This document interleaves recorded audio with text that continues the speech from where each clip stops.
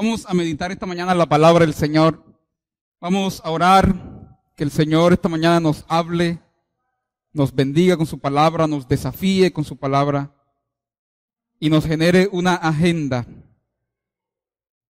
Este año hemos declarado que es el año para ¿qué? Andar en el Espíritu. Por eso va a aparecer allí dentro de poco nuestro lema para este año. Año 2015, andando en el Espíritu. Andando en el Espíritu. Hemos dicho que Dios quiere traer un mover fuerte de su Espíritu a la iglesia. ¿Usted lo cree así? Pero también hemos dicho que Dios quiere traer avivamiento a la iglesia. ¿Usted lo cree así? Pero que no habrá avivamiento sin quebrantamiento. ¿Usted quiere ser quebrantado? ¿Seguro? Bueno, después no me llame, pastor, mire que... Y bueno, hermano, ahí está. No hay avivamiento sin un quebrantamiento. No el avivamiento ese del show, ¿cierto? Sino el avivamiento genuino, que se evidencia una vida cambiada, la familia cambiada, una espiritualidad viva, una liturgia viva, que podamos sentir, y perdón por lo posmoderno, pero que podamos sentir a Dios en el culto. Que Dios se vuelva experimentable. Que dejemos de ser religiosos para convertirnos en creyentes en el Señor. Que vengamos todos los domingos a la iglesia con expectativa. ¿Por qué hará Dios? ¿Cómo me hablará Dios? ¿De qué manera lo hará? Y ojo, como lo hemos dicho, no podemos pretender que el domingo pase en este culto lo que no está pasando en la casa. Que si una espiritualidad muerta en casa, si no hay vida devocional, vienes al culto, eso se va a evidenciar también acá. Pero si entre todos construimos una espiritualidad viva en casa, fortalecemos el altar familiar, lo restauramos, lo recuperamos, cuando nos reunamos aquí, hermanos, los domingos, usted me echará un cuento. Pero basta ya de esa espiritualidad del globo. Vienes el domingo a la iglesia para que el pastor te infle. La espiritualidad del globo. Entonces sales por la escalera inflado. Vas caminando. Llegas el domingo ahí que no puedes ni subir. Pastor, infleme. Y otra vez, pero ya. Que el Espíritu esta mañana nos hable, hermanos. Que el Espíritu del Señor sople fuerte sobre la iglesia, Centro Familiar Cristiano Internacional, y traiga un mover fuerte de su presencia entre nosotros. Lo que hemos dicho en estos años, hemos venido desarrollando el concepto de que la palabra de Dios es innegociable. Ya tenemos eso, ya lo aprendimos. Ahora, sin negociar ese innegociable, Dios nos está invitando a otra dimensión de ser iglesia. Este año, bajo el mover de su Espíritu. Amén, hermanos. Dejemos de criticar tanto al apóstol y al profeta, a la iglesia del vecino, al otro. Porque como alguien dijo, dime de qué presumes y te diré qué te hace falta. A veces pasamos criticando al apóstol, al profeta. Esa gente busca de Dios. No estamos de acuerdo con todo lo que hacen, pero buscan de Dios.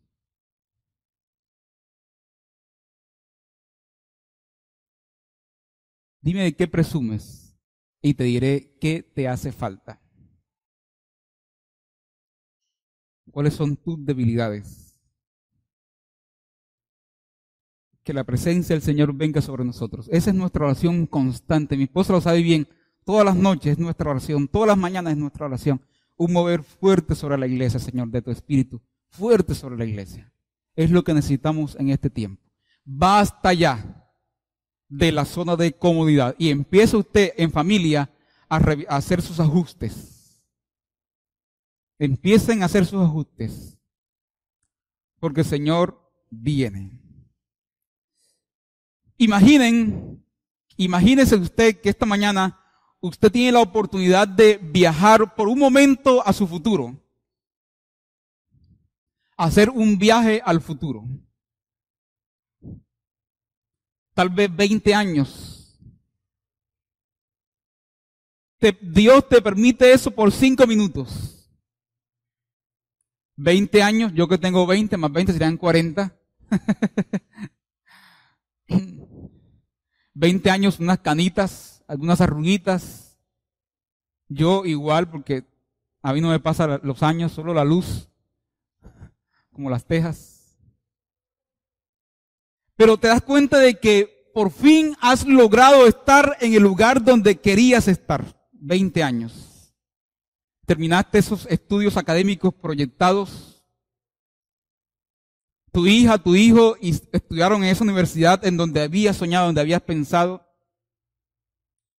Tal vez pensionado o con un buen puesto o cargo en esa empresa, en esa multinacional.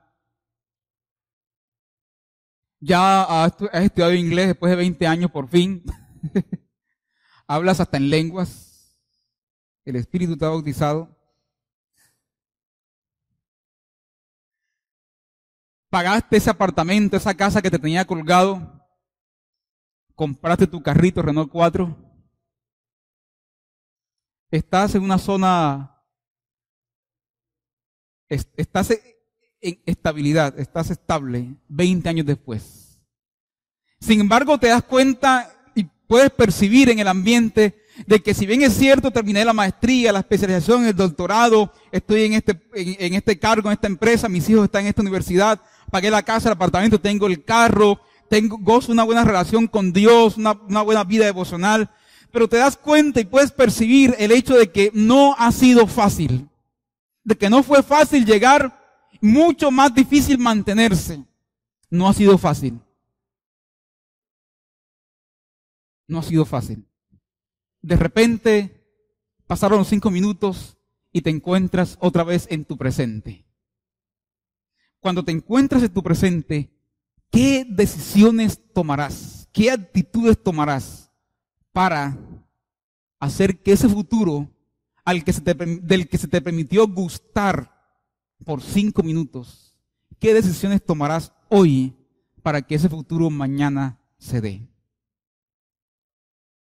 ¿Vamos bien hasta aquí? ¿Sí?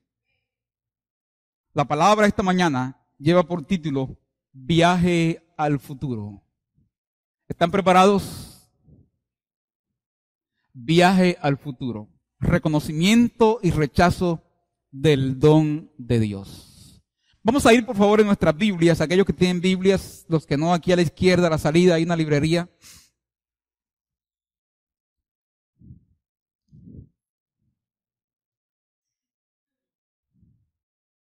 Números capítulo 13 y capítulo 14. Vamos a estar meditando allí y haciendo algunas concreciones allí.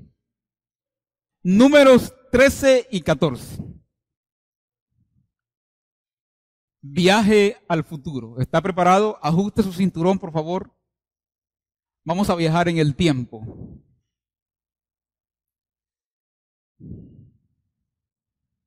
Antes del texto, 3 cositas. ¿Están todos allí conmigo? Diga amén. El libro de Números, sabemos que se llama número por la traducción de la Septuaginta, el Antiguo Testamento griego. Pero en hebreo, el libro de Números se llama como empieza, con una palabrita que es Bemidbar, en hebreo, que significa en el desierto.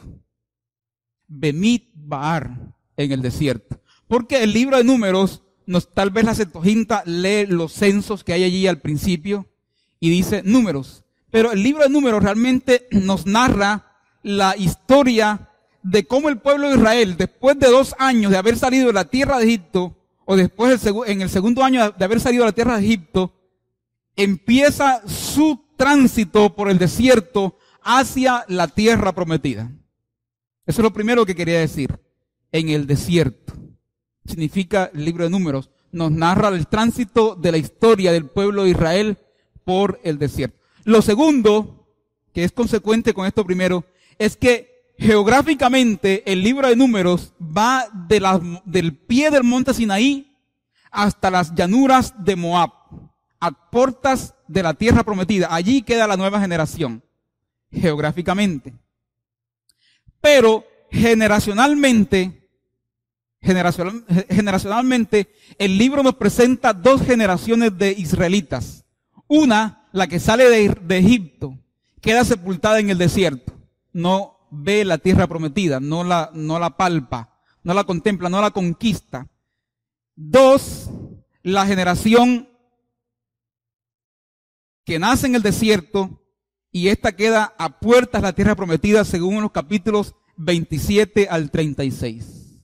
Entonces tenemos dos generaciones de israelitas. Una sale de Egipto, muere en el desierto. Otra, los peladitos que salen de Egipto, ellos son la generación que entrará a la tierra prometida. Y en tercer lugar, un detalle aquí como para pensar un poco ya en esto de la experiencia, la fe y la lectura formativa del texto bíblico.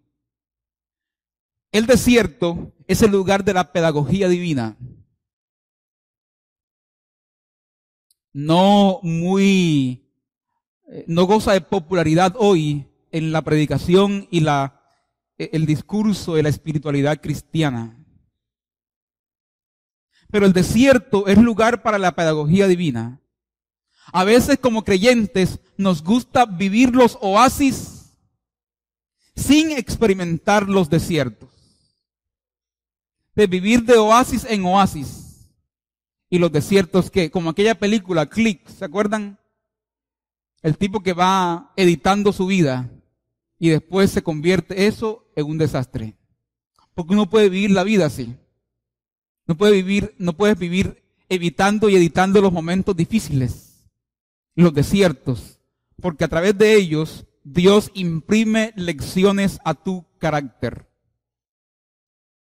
Él está interesado, dice Rick Warren en su vida con propósito, es un libro que casi no me gusta citar, pero bueno, él está interesado más en tu formación que en tu comodidad, porque está preparando gente para la eternidad. Está interesado más en tu formación que en tu comodidad, porque está preparándote para lo eterno, no para lo temporal, lo efímero, lo pasajero, lo gaseoso. Entonces, una vez leemos el texto, o una vez estas tres cositas, estamos frente al texto de Números capítulo 13. Alvin Toffler, es un escritor norteamericano, escribió hace más de 30 años un texto que se llamó El shock del futuro. Alvin Toffler es un sociólogo conocido por aquellas propuestas de la primera ola, la segunda ola, la tercera ola. El shock del futuro. En este texto, el autor intenta describir lo que le pasa a la gente cuando se siente abrumada por el cambio. El libro del autor en mención trata del modo en que nos adaptamos o dejamos de adaptarnos frente al futuro. Y hermanos, no nos digamos mentiras. No nos mintamos. Algo pasa en nosotros cuando estamos frente al cambio, cuando se enfrenta a lo novedoso o cuando estamos frente a los desafíos que el futuro nos plantea. Y más en esta sociedad del todo fácil.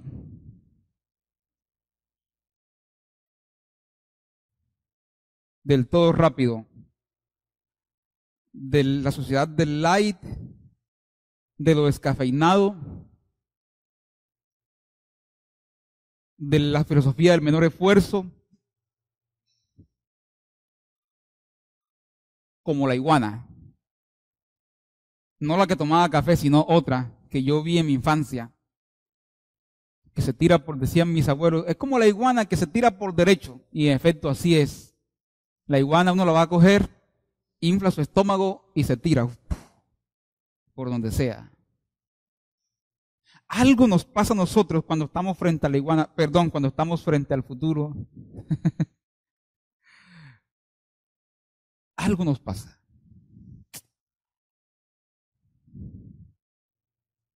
Frente al futuro y a los desafíos que éste plantea, se opta a veces por renunciar a él para vivir un presente continuo o, peor aún, regresar al pasado, a viejas esclavitudes.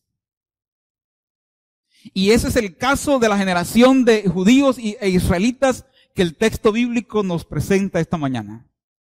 Ellos tienen la oportunidad de visitar su futuro.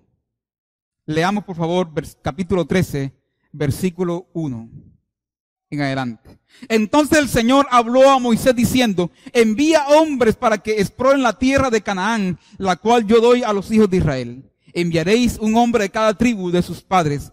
Cada uno de ellos debe ser un dirigente entre ellos. Moisés los envió desde el desierto de Parán, de acuerdo con el mandato del Señor. Todos aquellos hombres eran jefes de los hijos de Israel. Noten el énfasis. No eran tipos cualquiera. Eran líderes de sus tribus. Moisés, o Dios le dice a Moisés que como una estrategia militar normal, mandar espías a la tierra. Josué capítulo 2. Ahí está también los espías que fueron allá de la mujer ramera. Se escondieron allí, no salieron. Pero como una estrategia militar normal, Dios le dice a Moisés que escoja un líder de cada tribu para que reconozcan la tierra de Canaán. Y esto es lo que vemos aquí. Del versículo 4 en adelante se nos arroja los nombres de cada uno de ellos. Dice el versículo 16: estos son los nombres de los hombres que Moisés envió a explorar la tierra. A Oseas, hijo de Nun, Moisés le puso por nombre Josué. ¿Qué significa Josué? Yahvé salva. Literalmente así. Yahvé salva. Eso es un dato curioso, porque quiere decir que mientras estuvieron 40 días, estuvieron con el nombre de Josué, con la conciencia continua y constante que aquello que estaban explorando, ese futuro que se les permitía explorar momentáneamente, finalmente sería conquistado porque Dios estaba con ellos, porque Dios les salvaba. Josué. Los envió Moisés a explorar la tierra de Canaán y les dijo: subid de aquí al Neguev y de allí subid a la región montañosa. Observad qué tal es la tierra y el pueblo que lo habita, si es fuerte o débil, si es poco o numeroso. Observad qué tal es la tierra habitada, si es buena o mala, cómo son las ciudades habitadas, si son campamentos o fortificaciones. Cómo es la tierra, si es fértil o árida, si hay en ella árboles o no. Esforzaos y tomad muestra del fruto del país. La tierra llama. En la Biblia la tierra no solo es geografía. En la Biblia y en la experiencia nuestra, la tierra no solo es geografía, la tierra es teología, la tierra es identidad. La tierra es una construcción social. Por eso al campesino está ahí la multinacional que va a abrir ahí para hacer la represa y lo van a sacar de la tierra, y él ha vivido 50 años allí. Y el Estado le dice, o la empresa privada le dice: te vamos a dar un apartamento en la ciudad. Vas a estar en estrato 6 o te vamos a reubicar mejor. Y él dice no. Y quien está viendo acá el partido del sillón de la casa dice: oye, pero este man es bruto. Este campesino, ¿por qué no sale? Fácil. Porque la tierra le ha condicionado y él ha condicionado su tierra. Porque para él la tierra es vida. Para otros es un pedazo de tierra que se coge y se tritura y se hace ahí una presa. Para él eso es la vida. La tierra es teología. En la Biblia la tierra habla de Dios. El hombre recién creado es puesto en contraste con los relatos mitológicos de su tiempo. El hombre recién creado es puesto en un lugar concreto en la tierra, en el Edén. Porque el hombre es un ser creado para la tierra. De hecho, Adán viene de Adamá, tierra.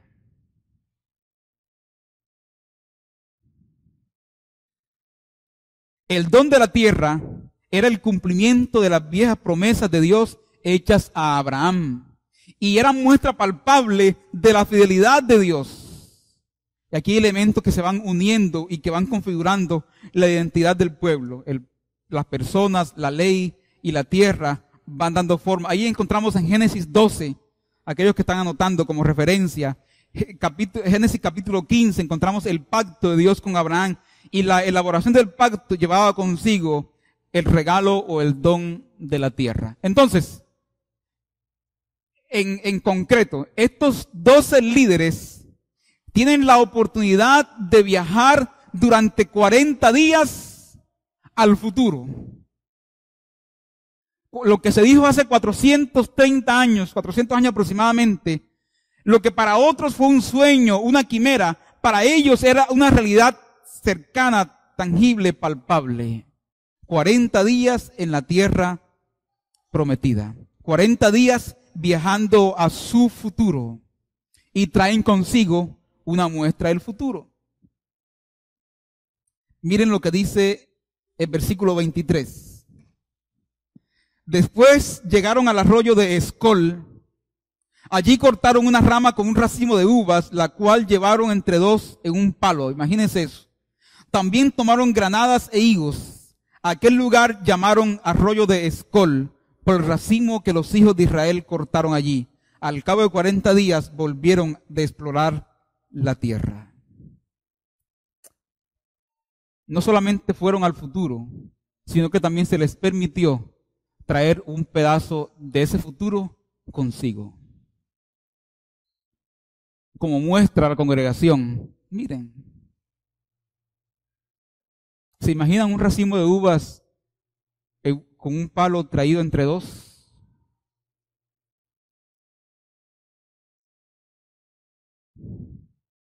Parece un chiste de las vainas de mi pueblo, ¿cierto? Pero no lo es. 40 días fueron necesarios para observar de primera mano el don de Dios, la muestra del futuro. El racimo de uvas hablaba por sí solo. Sin embargo, cuando regresan al presente, al desierto de Parán en Cádiz, e informan a la congregación, los 10 de los 12 espías toman una actitud hermenéutica. Pasan de la observación a la interpretación. Se sienten intimidados por lo que vieron. Leamos el versículo 26 del capítulo 13.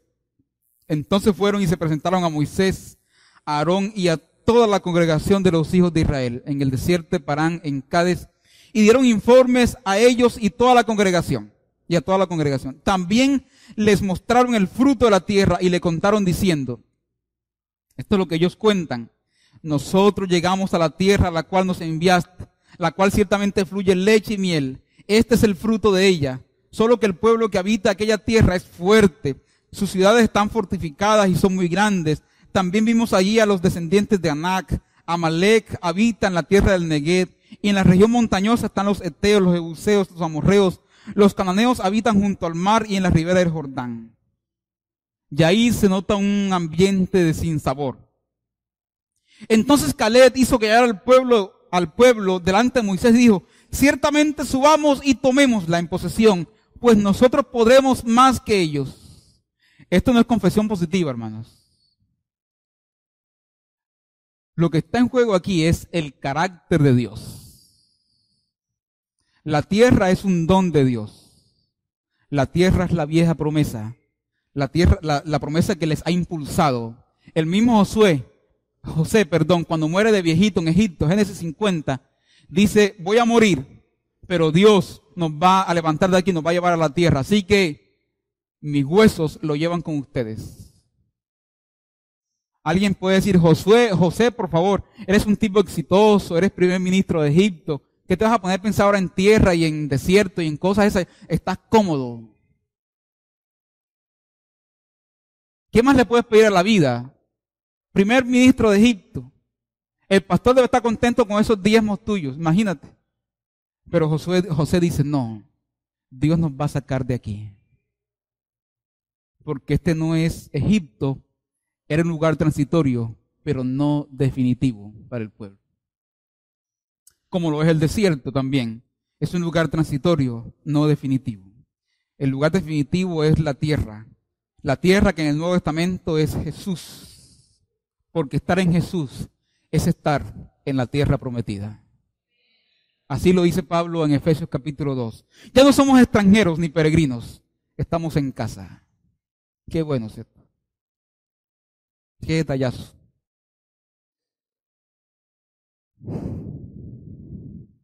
A ellos se les manda a observar, pero como toda realidad está sujeta a la hermenéutica, ellos interpretaron, observaron e interpretaron. ¿Qué significa eso, hermano? Que tu realidad actual, social, familiar, eclesial, es sujeto hermenéutico. Se puede interpretar, se puede leer. Usted es un hermeneuta de la vida, usted es un intérprete de la vida. Cuando yo lo llamo, usted le pregunto por su esposa, por los niños enfermos, pastor, no, pero Dios, ya eso es una lectura hermenéutica. Entonces, esta gente observa su realidad. Ellos no dijeron mentiras, era cierto. Pero esa realidad está sujeta a la hermenéutica y la hermenéutica está sujeta a la subjetividad. ¿Qué significa eso en español? Exactamente. Que hay matices personales. Porque la misma realidad, 10 la leyeron de una manera y 2 la leyeron de otra manera. Lo que cambia es el piso histórico en donde ellos estaban parados. Versículo 31, pero los hombres que fueron con él dijeron, no podemos subir contra aquel pueblo porque es más fuerte que nosotros. Y comenzaron a desacreditar la tierra que habían explorado, diciendo ante los hijos de Israel, la tierra que fuimos a explorar traga a sus habitantes. Todo el pueblo que vimos en ella son como hombres de gran estatura. También vimos allí gigantes, hijos de Anac, raza de gigantes. Nosotros a nuestros propios ojos, noten la valoración que ellos hacen, parecíamos langostas y así parecíamos a sus ojos. Ellos se perciben así y ahora perciben que el otro también los está viendo así.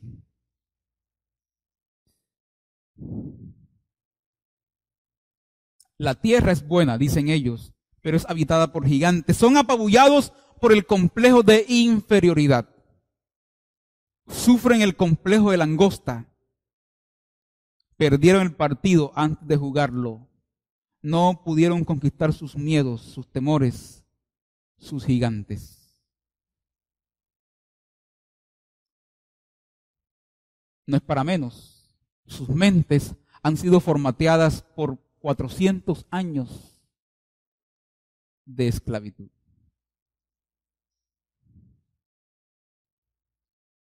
Ellos eran esclavos y están pensando como esclavos.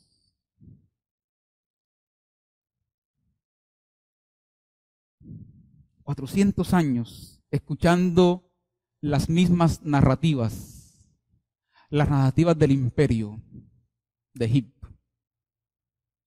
400 años escuchando la tradición oral de los viejos judíos, de los viejos de Israel. Pero ¿dónde está Dios? ¿Dónde está Dios?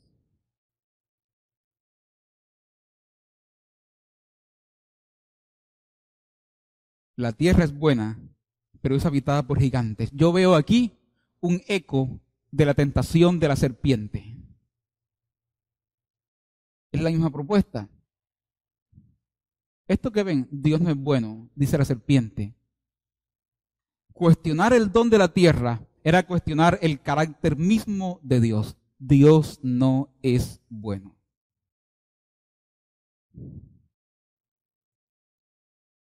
Así escribió un famoso ateo contemporáneo un texto publicado en español así, bajo ese título, Dios no es bueno. ¿Se imaginan lo que dice?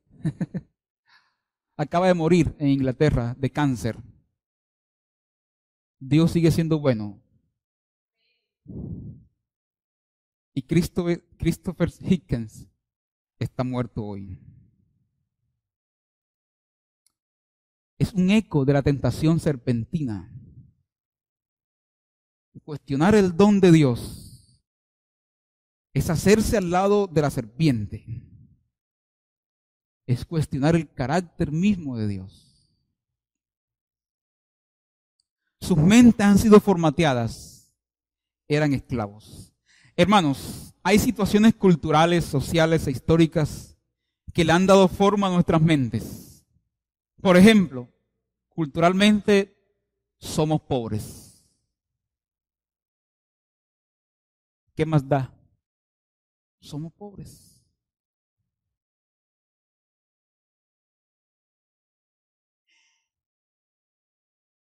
Y es que la pobreza no solamente es una condición socioeconómica, también es una condición mental. Y hay gente que ha decidido serlo. Somos pobres. No, pastor, ¿cuándo vamos nosotros a comprar ese lote ahí? 1,000 millones de pesos. Ni que fuéramos la iglesia del pastor. Enseguida, somos pobres. Atérrense. En la historia, dice Justo González, que es un afamado historiador de la iglesia, es una autoridad, que la iglesia ha estado sostenida precisamente por la gente, económicamente por la gente que menos tiene.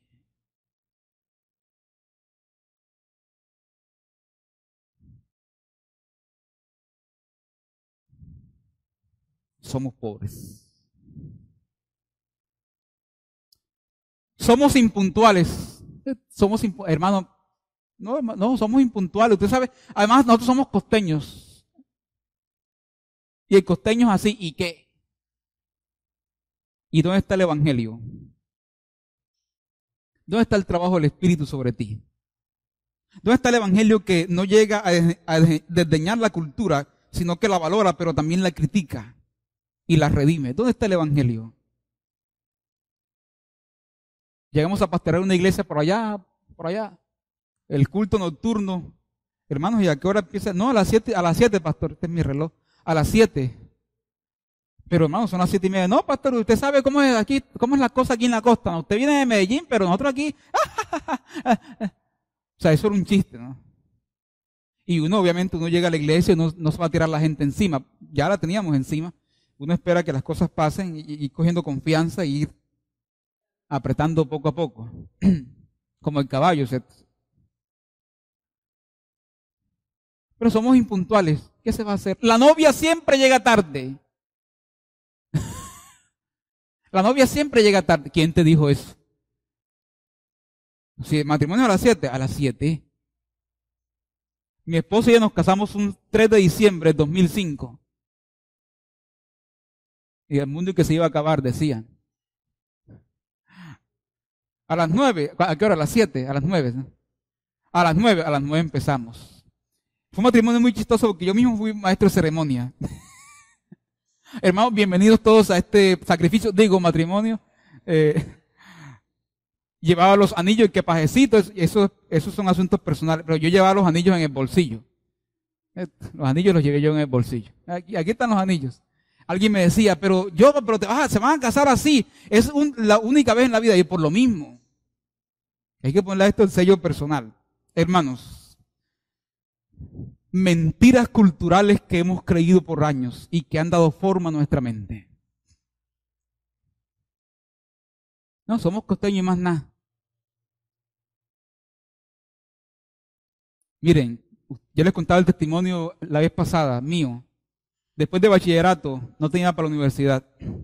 Haciendo aseo en una casa. Una chancletica, una camisita aquí de esa de China. Que la primera lavada que hay que. El cuello aquí, ya sabes, se le veía la tetilla. Parecía ¿cómo es que les llaman ustedes? Es un cuello bandeja. Y dije, no, es que yo no puedo estar siempre haciendo aseo y sucio limpio aquí. Aún no he superado eso. Esta tarde me toca lavar los baños. Pero la fe trajo a mí un sentido de desarrollo. Y si se me permite decirlo así, de prosperidad. Porque la fe llega a prosperarte. No en el sentido de aquellos que dicen, no, que tú das tanto. No es esa prosperidad. Es un asunto integral. La fe te pone en perspectiva frente a la vida y en desarrollo frente a la vida. La misma experiencia de Dios es una experiencia en desarrollo. Pablo decía, olvido lo que queda atrás, estoy en presente, me proyecto hacia el futuro. Uno tiene que desarrollarse en la fe. Y yo no puedo quedarme haciendo aseo siempre. Ahí estuviera con un trapero. No que ser aseo sea malo hacer aseo. Pero hay cosas mejores, hermanos. Hay gente que se quedó congelada en el pasado por su temor al futuro. Y el temor o el miedo, que dicen los psicólogos que es una de nuestras emociones primarias. Yo no estudio psicología, pero leo algunas cosas. Positivamente, el miedo es un mecanismo de protección. Pero negativamente, el miedo es un mecanismo de defensa.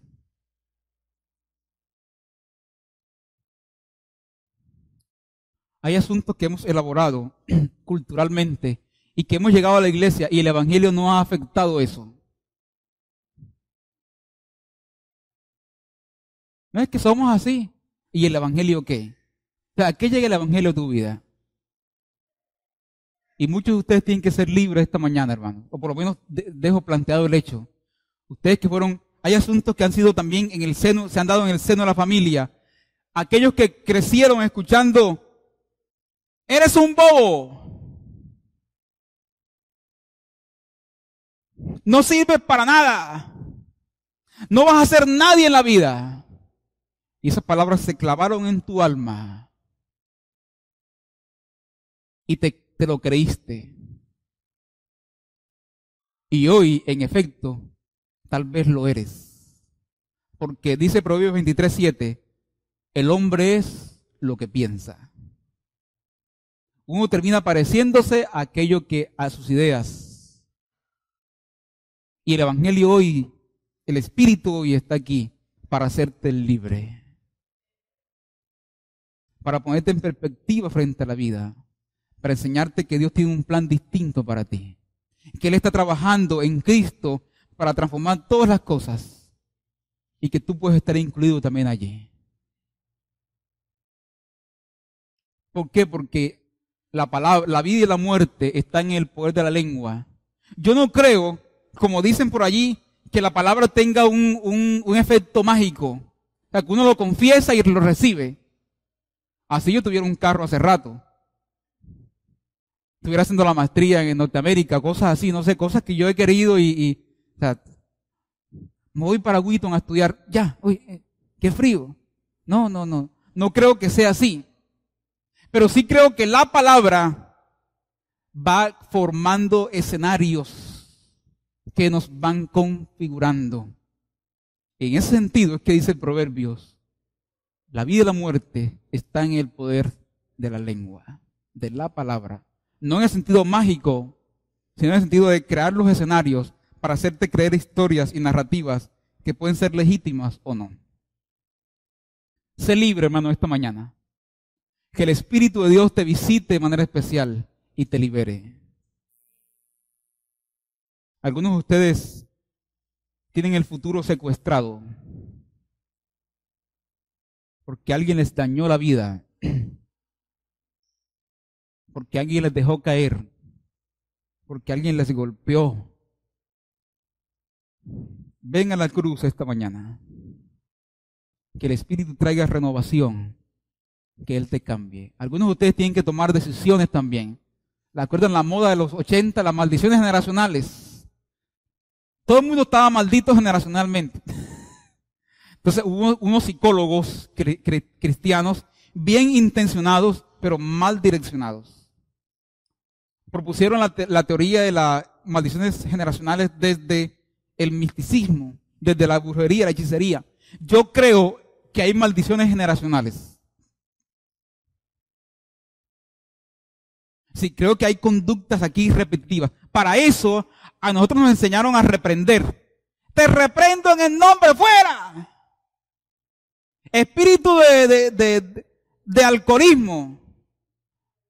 Espíritu de drogadicción. Darío Silva pregunta, oye, ¿Y qué hacía el espíritu de alcoholismo antes de inventarse eso?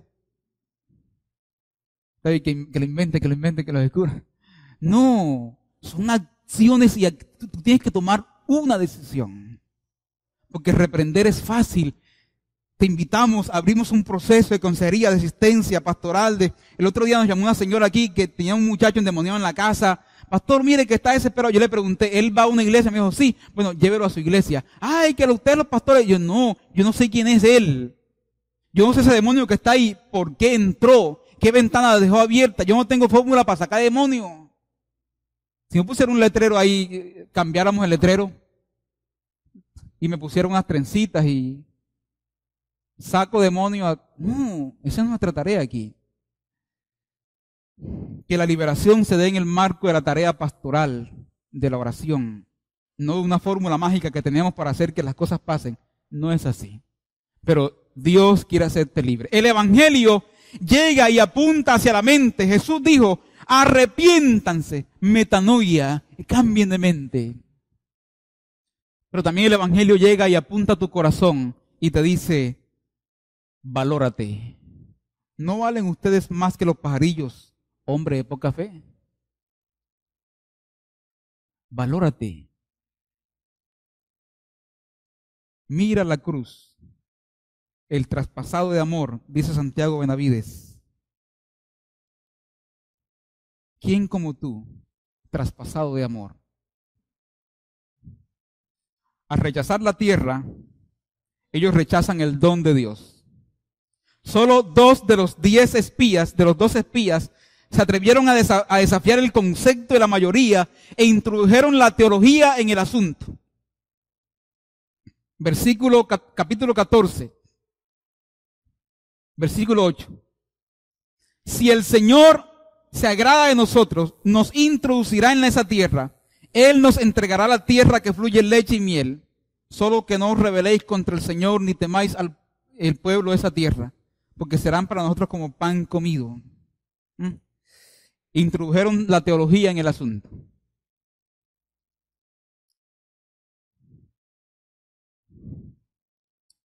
Si Dios no aparece en nuestras crisis y no hacemos esa lectura, la crisis se perdió. Rechazar el don de Dios era rechazar a Dios mismo. Gracias a Dios, esto no fue por democracia. Imagínense, Moisés, a ver, hermanos, ¿cuántos de ustedes están de acuerdo que pasemos a la tierra prometida a pesar de los gigantes que hay allá? 10 dijeron, no se puede, quedémonos aquí, volvamos a Egipto. ¿Cuántos están de acuerdo que pasemos, que tenemos una palabra del Señor, contamos con su presencia y que pasemos allá porque conquistaremos esa tierra? 2 apenas. Hermanos, conclusión, no vamos a pasar. ¿Por qué? Porque la mayoría gana y somos un pueblo democrático, hermano. Atentamente, Moisés.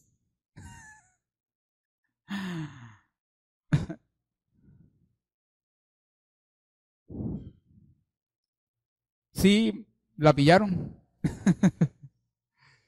Vamos a llevar esto a votación. A ver, hermanos, ¿cuántos de ustedes? Porque es que cuando la zona de comodidad nuestra es desafiada, uno se enrosca. ¿Cuántos de ustedes quieren esta mañana que pasemos de este local a otro local?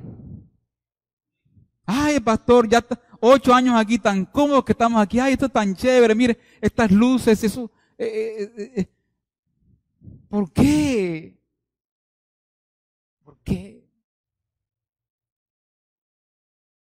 Porque Dios nos está invitando a nuevas dimensiones y realidades del caminar con Él y del ser iglesia. Hemos dicho que en el nuevo local seguiremos siendo iglesia y que lo que nos hace iglesia no son las 4 paredes, sino el nombre o la fe en el Señor. Eso es lo que nos hace iglesia. Mañana estaremos tal vez en otro local, pasó mañana en otro local, hasta que Dios se digne en darnos. Lo importante es que allí haya iglesia. Amén, hermanos. ¿Están con nosotros en eso? ¿Sí? Votamos a ver quiénes están de acuerdo. Mire, hermano, hay veces que Dios nos invita a conocer el futuro y no nos revela todos los detalles para que no nos arruguemos. Si Dios me hubiese dicho que iba a ser muy difícil ir al seminario y mantenerme allá, económicamente hablando, yo no hubiese ido. Los estudiantes de la IEC íbamos allá con las uñas. Por la misericordia de un brazo que se extendía. Yo, mira, aquí hay 20,000 pesos. Habían días que la leche de Dana se acabó. Y ustedes, los que son papás aquí, saben que eso es innegociable, que el hambre se la aguanta uno. El hambre que más duele es el hambre de ellas. La enfermedad que más duele y el golpe que más duele es el golpe de ellas. 7 de la noche, vamos a acostar a Dana, ¿dónde está la leche? En ese entonces, 40,000 pesos, un tarro de leche más caro, porque el pediatra dijo que era ese, y ve, acaso es que él es el que la compra. Pero nunca escaseó, siempre Dios estuvo allí, siempre estuvo allí. Con sus detalles, siempre estuvo allí. No fue fácil. No fue fácil. La congregación es afectada por el concepto de la mayoría. Miren, hermanos, que las ideas tienen consecuencias. Ustedes, los que tienen aquí 30, 35 años, ¿se acuerdan de aquella canción de Maná, Me Vale? ¿Sí? Que ustedes y yo... Ya uno sabe que esa canción es una mentira. Me vale, me vale todo. Lo que piensen, pues ya ni modo. ¿Cierto? Las ideas tienen consecuencias.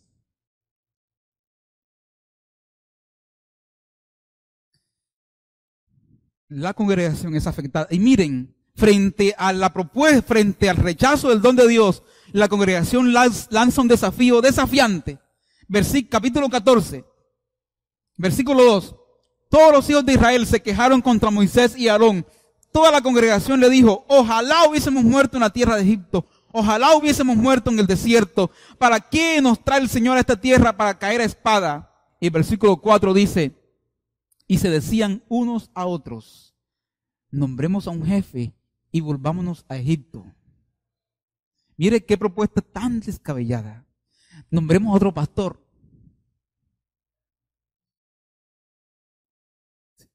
Nombremos a otro pastor. Uno que no sea tan desafiante, que no... Ya que la libertad cuesta, ya que el futuro es intimidante, volvamos entonces al pasado. Esa es la propuesta.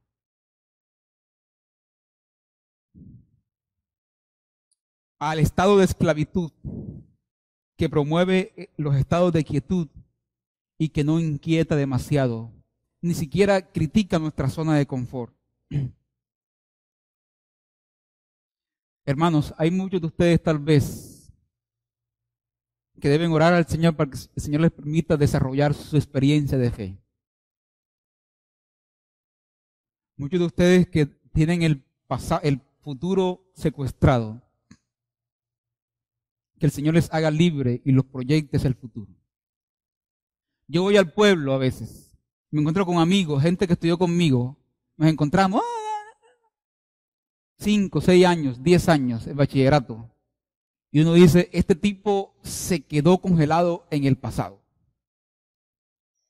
Ay, ¿qué? No, aquí, no. Una colección de peladitos así.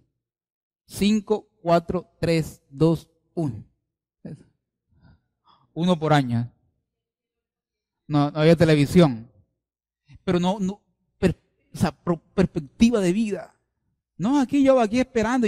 Oye, ICT tiene plata así, para prestarte, para que estudies. Que las cosas no te van a caer del cielo.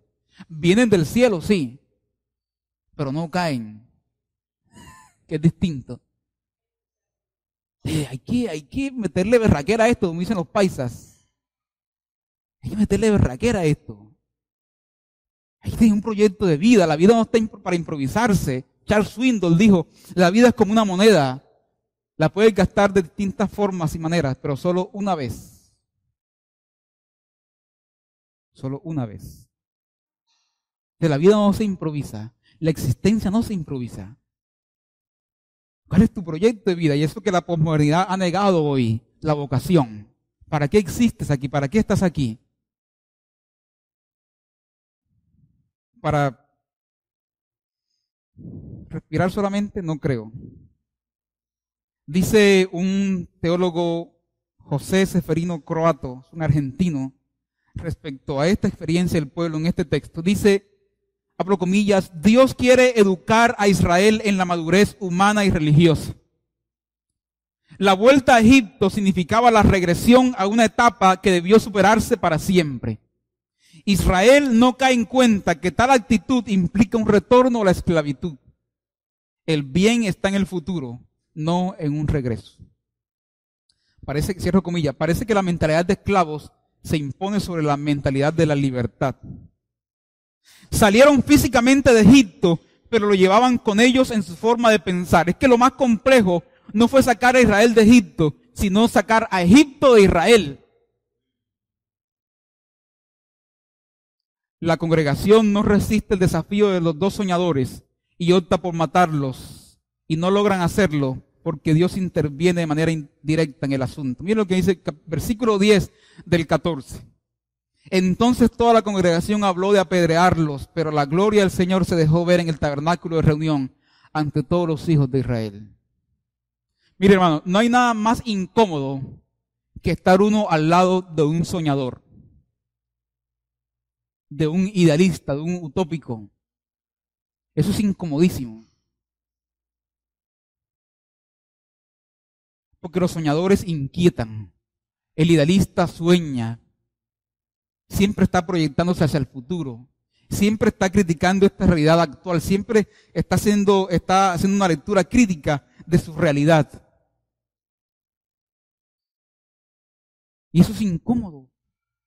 Entonces, quien está al lado porque la zona de confort perpetúa los estados de quietud sociales, económicos, familiares, religiosos, pero alguien se atreve a desafiar eso. Entonces, en nuestro contexto, en Colombia, cuando alguien se ha atrevido a desafiar esos estados de quietud, esas zonas de confort en la política, en la sociedad, los han matado.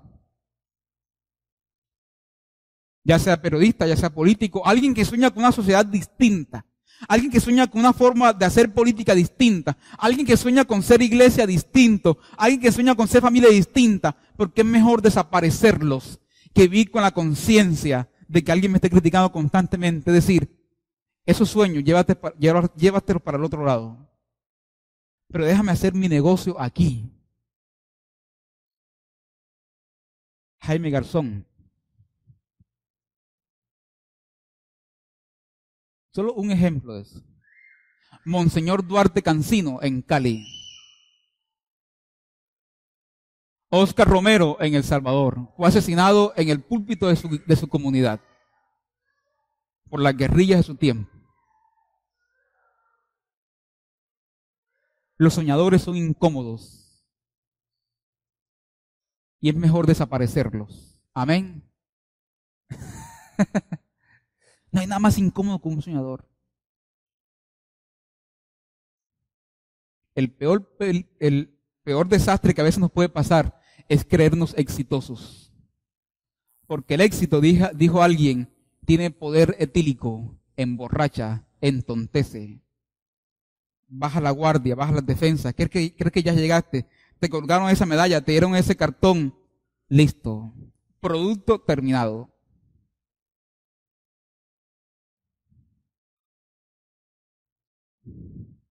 Ese texto de Génesis es muy revelador. Ese verbo en plural, ese verbo conjugado en plural, hagamos. Hagamos al hombre. Porque el hombre es un ser creado y por crear. Es un ser construido y por construir. Y parece ser que la invitación plural es la invitación también de que el texto le hace a la comunidad que lee el texto a construirse. a no creerse producto terminado, ya gastado, clausurado. Constrúyete, hazte. Hagamos. Hermanos, ¿ha visto usted algún día algún soñador por ahí?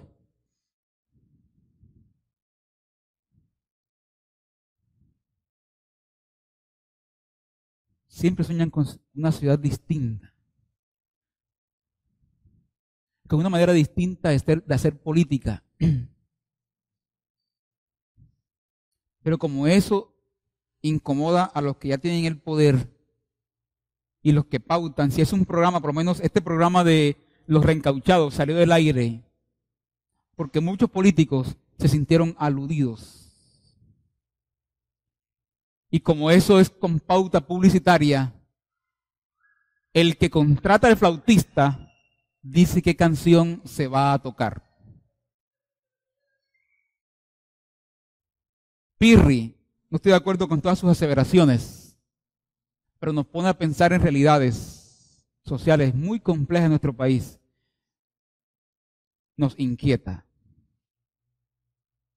Dos soñadores que dijeron, sí podemos, como voz del constructor, ¿cierto?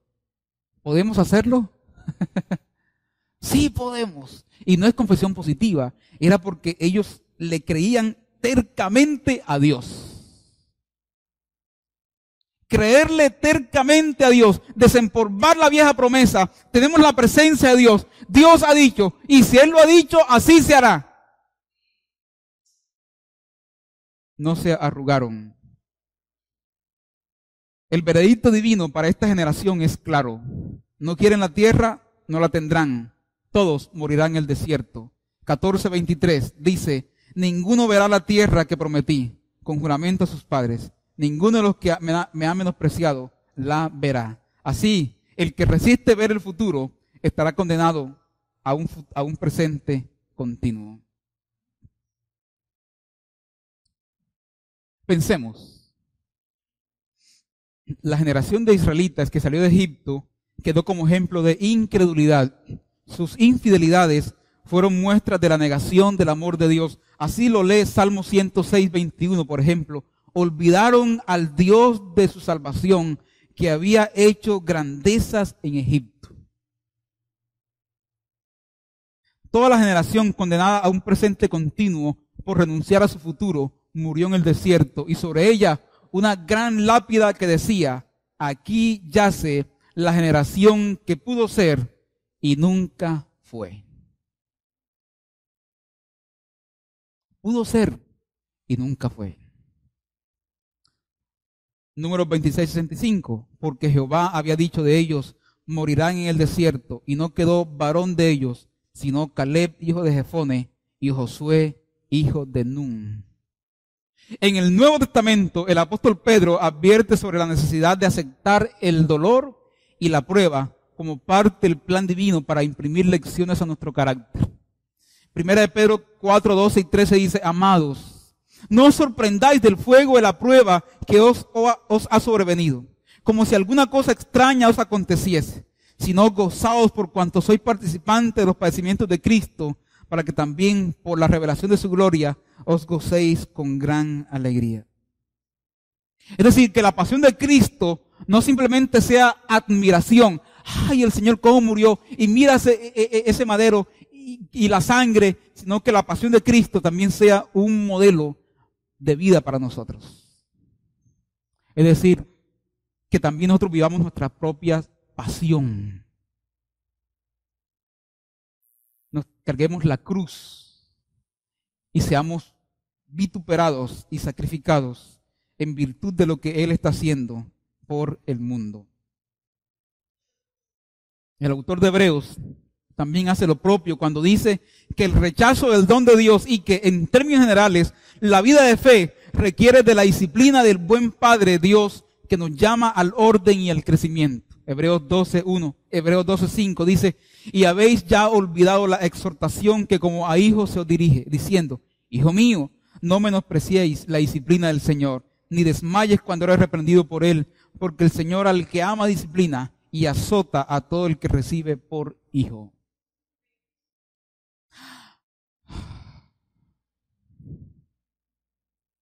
¿Y dónde queda el libre desarrollo de la personalidad? Buena pregunta.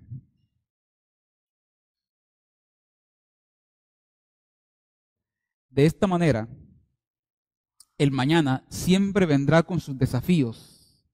Vendrá a sacarnos de nuestra zona de comodidad. Y frente a esto se dan dos opciones. Primero, la de los 10 espías. Volver al pasado, a la esclavitud. O la opción de los 2 espías, agarrarse a una vieja promesa, desempolvarla hoy y marchar enfrentando el futuro con sus desafíos, creyendo que Dios está con nosotros. Todo esto pensando siempre en 2 asunticos. En primer lugar, que quienes rehúsan al futuro estarán condenados al presente, al no desarrollo. Y en segundo lugar, que las decisiones colectivas o individuales afectarán a las presentes y futuras generaciones. Tiene que levantarse alguien que proteste contra el estado actual. Es decir, un soñador. Eso que William Ospina pregunta en el texto, ¿y dónde está la franja amarilla? 40 años de historia política, pero solamente habían 2 opciones. Azul o rojo. Y William Ospina se levanta y dice, ¿y la tercera opción cuál es? ¿Dónde está? Ya sabemos por la historia actual que la tercera opción, el amarillo, surgió y surgió. El futuro estará moldeado por lo que hagamos en el presente. Años después, el Salmo 95 hace una lectura práctica de este evento narrativo, Salmo 95. Y nos dice que el descanso y el reposo hacia donde se dirigía este pueblo aún no es un asunto clausurado. Es decir, aún habrá reposo y aún estamos dirigiéndonos hacia el reposo que Dios nos da. Pero que debíamos afinar el oído. Si escuchas hoy la voz de Dios, no endurezcas tu corazón. Existe la posibilidad de caer en la misma tentación en la cual cayó esta generación. Rechazar los dones de Dios, rechazar el don de Dios y condenarnos a un presente continuo. Esta no es la generación de conquista, podríamos poner ahí, ¿cierto? Año 2015, la generación de conquista. No, esta es una generación conquistada. No es la generación de conquista, es la generación que se deja conquistar por la palabra, que se deja seducir por ella. Eso se lo dijo Josué capítulo 1. Josué, mi hijo, vas a entrar a la tierra prometida. Antes de conquistar allá, déjate conquistar por la palabra. Medítala, guárdala, sé un conquistado, sé un seducido por la palabra. Iglesia, Centro Familiar Cristiano Internacional, en este 2015, este futuro que el Señor nos plantea. Si oyes hoy la voz de Dios, no endurezcas tu corazón. Déjate conquistar por la palabra. Déjate seducir por su presencia. Basta ya de la zona de comodidad. Queremos avivamiento. No habrá avivamiento si no hay quebrantamiento. No podemos pretender que el domingo aquí pase lo que en casa no está pasando. Empiece usted en familia ya a hacer sus reajustes también. No estamos pidiendo productividad, sino intimidad. No estamos diciendo aquí a los líderes del ministerio, padre, siempre tienen que tener... No. Estamos llamando a la iglesia a la intimidad, no productividad, intimidad. No estamos pidiendo producción, estamos abogando por la comunión con Dios. Comunión con Dios. Hemos hecho la lectura con mi esposa y hemos hablado de aquello que es innegociable para nosotros y aquello que es indelegable. La oración. Como pastores no podemos delegar la oración. El ayuno es un innegociable en nuestra vida. La lectura formativa existencial de la Biblia es un innegociable. He decidido que seré un pastor mientras esté aquí en la iglesia con mi agenda cerrada y la Biblia abierta. No somos ejecutivos de la iglesia, somos siervos del Señor. ¿Escuchó eso, iglesia? No somos ejecutivos de la iglesia. Somos siervos del Señor. Y a Él le debo mi lealtad. A Él le voy a dar cuenta por lo que nos ha puesto, según Hebreos 13:7. A Él le debemos nuestras lealtades y nuestra adoración. Queremos ser punta de lanza como pastores de estos procesos. Vamos a ayunar, vamos a ayunar. Vamos a orar, vamos a orar.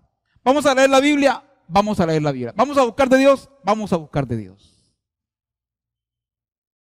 Dios quiere manifestarse. Si escuchas hoy la voz de Dios, no endurezcas tu corazón. Inclinemos nuestro rostro, por favor, y reflexionemos un poco en esta palabra.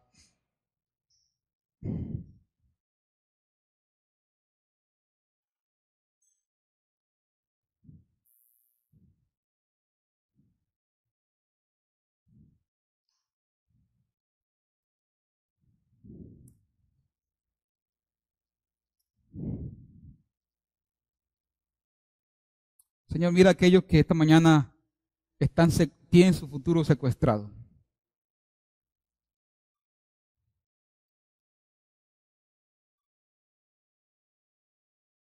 Mira a aquellos que esta mañana han dejado de soñar. Y lo que es casi a dejar de vivir.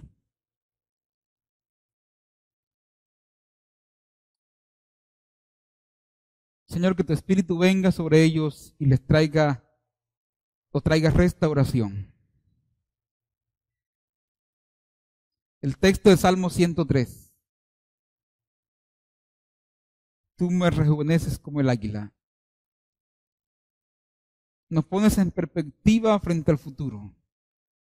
Nos levantas, porque hay situaciones que nos han dejado arrastrados. Alas de águila, porque el pecado nos ha arrastrado. Porque nuestra humanidad y nuestra carnalidad nos ha arrastrado, porque otros nos han arrastrado. Permítenos no caer en la victimización, sino asumir nuestras responsabilidades, creyéndole a tu palabra, contando con la asistencia de tu Espíritu y avanzar hoy hacia nuestro futuro familiar, cronológico, eclesial, social. Permítenos seguir soñando con un país mejor, con una familia distinta, con una iglesia viva, con una Cartagena mejor. Y que ese sueño sea el motor que nos empuja cada día con tu presencia de acompañante para hacer las cosas que nos corresponden hacer. Señor, visita la iglesia con tu Espíritu. Hemos confesado y declarado que es un año para vivir en el Espíritu. El Espíritu viene para enseñarnos a caminar. Aquella senda que perdimos en Génesis, el Espíritu viene, nos toma de la mano y nos enseña a caminar de acuerdo a la voluntad de Dios. Ayúdanos.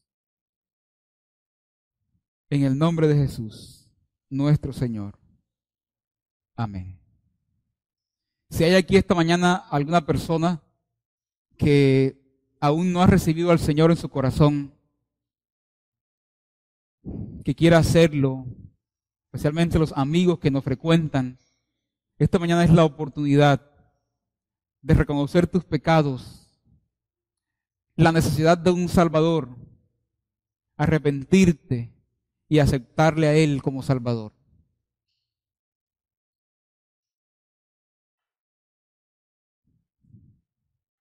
Si escuchas hoy la voz de Dios, no endurezcas tu corazón. Si alguno de ustedes está apartado del Señor y quiere hoy quiere regresar a casa, sentirse acogido por el Padre, es la oportunidad. Y que celebremos eso en comunidad. La restauración del hermano, la conversión del impío, del inconverso. La Biblia nos manda a celebrarla, a gozarnos con eso. Hermanos, que el Señor les continúe bendiciendo en esta preciosa mañana.